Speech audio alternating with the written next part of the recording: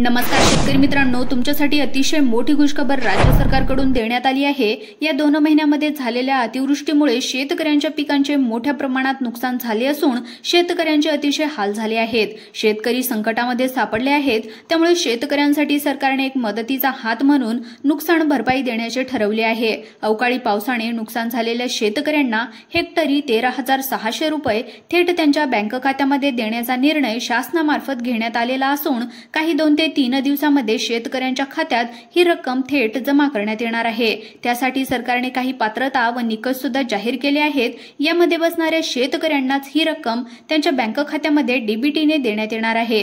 तसेच अवकाळी पावसामध्ये झालेल्या नुकसानीमध्ये 29 जिल्ह्यांची नावे यांची यादी देखील सरकारने जाहीर केली आहे। जर तुमचे नाव या यादीमध्ये आले असेल तर तुम्हाला सुद्धा आता हेक्टरी 13,600 रुपयाची तात्काळ मदत आता सरकारकडून देण्यात येणार आहे। त्यामुळे व्हिडिओ सर्वांनी शेवटपर्यंत नक्की पहा, जेणेकरून तुम्हाला तुमचा जिल्हा या यादीमध्ये आहे की नाही, तसेच प्रत्येक जिल्ह्यावर वेगवेगळी रक्कम ही शेतकऱ्यांना घोषित करण्यात आली आहे। तर ती रक्कम तुमच्या जिल्ह्यावर किती असणार आहे? ज्या जिल्ह्यामध्ये जास्त नुकसान झालेले आहे त्या जिल्ह्यामध्ये जास्तीत जास्त नुकसान भरपाई शेतकऱ्यांना मिळणार आहे। त्यामुळे तुमचा जिल्हा आणि त्या जिल्ह्यामध्ये तुम्हाला किती नुकसान भरपाई मिळणार आहे ते तुम्ही नक्की पाहायचं आहे। राज्यभरातील अनेक शेतकऱ्यांसाठी यावर्षी मान्सूनी हंगामात पडलेल्या मुसळधार पावसाने चांगली कमाई करण्याचे स्वप्न धुळीला मिळवले आहे। ऑगस्ट आणि सप्टेंबर या 2 महिन्यांमध्ये झालेल्या अतिवृष्टीने राज्यातील 29 जिल्ह्यांमधील शेतकऱ्यांची मेहनत पाण्यामध्ये वाहून गेली आहे। मात्र आता या संकट काळामध्ये शासनाकडून मदतीचा हात पुढे करण्यात आला असून बाधित शेतकऱ्यांना आर्थिक मदत देण्याच्या दिशेने महत्त्वाची पावले उचलण्यात आली आहेत। राज्याचे कृषी मंत्री दत्तात्रेय भरणे मामा यांनी या संदर्भातील महत्त्वपूर्ण माहिती देत शेतकऱ्यांच्या दुःखदायक परिस्थितीला तोंड देण्यासाठी शासनाची तयारी दर्शवली आहे। त्यांनी स्पष्ट केले आहे की नुकसान भरपाईची प्रक्रिया सुरू करण्यात आली असून सर्व प्रशासकीय कामकाज पूर्ण होताच शेतकऱ्यांच्या बँक खात्यामध्ये थेट रक्कम जमा केली जाईल आणि यासाठी 2 ते 3 दिवसांचा कालावधी या ठिकाणी लागणार आहे। येणाऱ्या 3 दिवसांमध्ये ही नुकसान भरपाईची सर्व रक्कम तुमच्या बँक खात्यामध्ये जमा करण्यात येईल। शेतकरी मित्रांनो, आपल्याला तर माहितच आहे की प्रकृतीच्या प्रकोपाचा व्यापक परिणाम शेतकऱ्यावर झाला आहे। अवकाळी पावसामुळे काही शेतकऱ्यांची गुरेढोरे वाहून गेली आहे।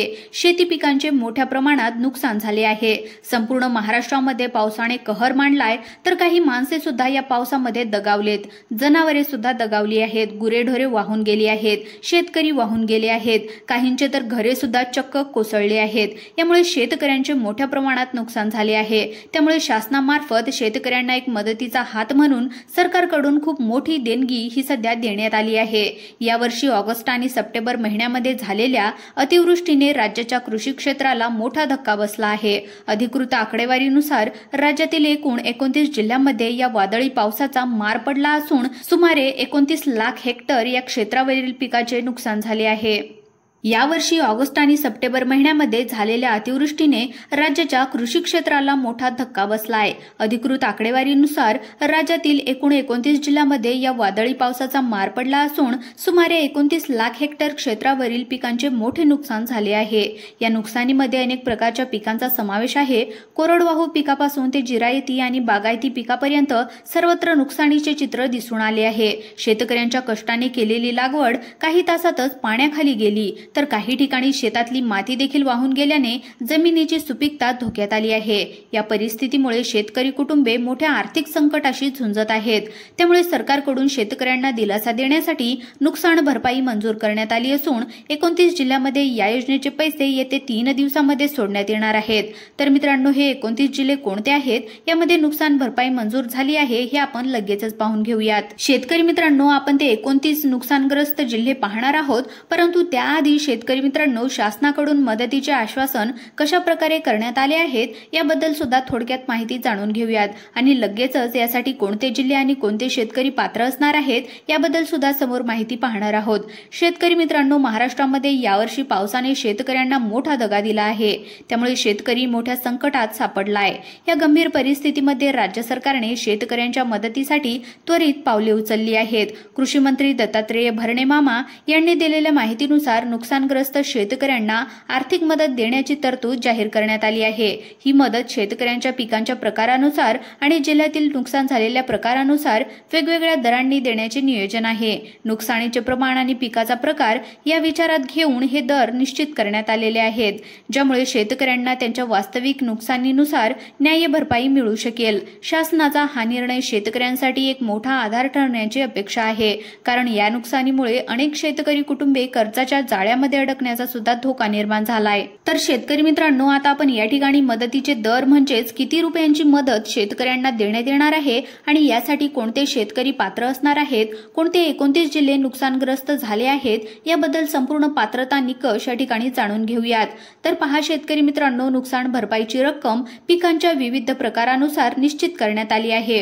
कोरडवाहू शेतीसाठी प्रति हेक्टर 8,500 रुपयांची तरतूद या ठिकाणी करण्यात आली आहे, जी मुख्यतः भात, ज्वारी, बाजरी यासारख्या पिकांसाठी लागू होईल।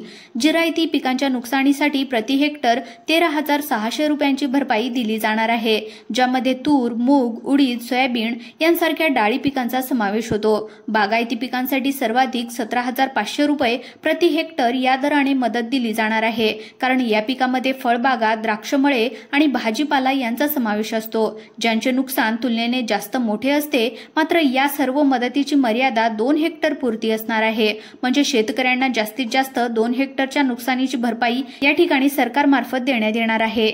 तर शेतकरी मित्रांनो, प्रशासकीय प्रक्रिया आणि अंमलबजावणी कशा प्रकारे केली जाणार आहे ते सुद्धा आपण या ठिकाणी जाणून घेऊयात। तर पहा शेतकरी मित्रांनो, नुकसान भरपाईची रक्कम शेतकऱ्यांच्या खात्यामध्ये जमा करण्यापूर्वी एक व्यापक प्रशासकीय प्रक्रिया पूर्ण करणे आवश्यक असणार आहे। सर्व 29 जिल्ह्यांमध्ये तलाठी आणि कृषी विभागाच्या अधिकाऱ्यांनी नुकसानीचे पंचनामे करण्याचे काम या ठिकाणी पूर्ण केले आहे। या पंचनाम्यामध्ये प्रत्येक शेतकऱ्याच्या नुकसानीची तपशीलवार नोंद केली गेली आहे, ज्यामध्ये नुकसान झालेले क्षेत्रफळ, पिकांचा प्रकार आणि नुकसानीचे प्रमाण यांचा समावेश आहे।